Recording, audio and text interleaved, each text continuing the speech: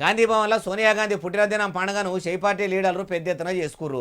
ఆ పేరంటానికి అందరోలే తెలంగాణ ముఖ్యమంత్రి రేవంతాల సార్ కూడా హాజరుపడ్డా. అందరికంటే పెద్ద మనిషి హనుమంతు తాత కూడా ఆడ ఉన్నాడా.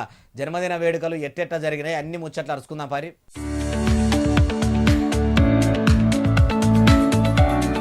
అగో చూసినరా షై పార్టీ పెద్ద ముత్తైదు హనుమంతు తాత, AICC incharge Deepa Das Munshi madam, Telangana Congress పెబ్బ మహేష్ కుమార్ గౌడ్ సారు, ఉప ముఖ్యమంత్రి మల్లు బట్టి విక్రమార్క సారు, బస్సుల మంత్రి పొన్నం ప్రభాకర్ సారు, షై పార్టీ లీడర్లందరూ కలిసి ఒకళ్ళ చేతులు ఒకళ్ళు పట్టుకొని ఇట్లా షాకు పట్టుకొని షానిగా కేక్ కటింగ్ చేసిర్రు.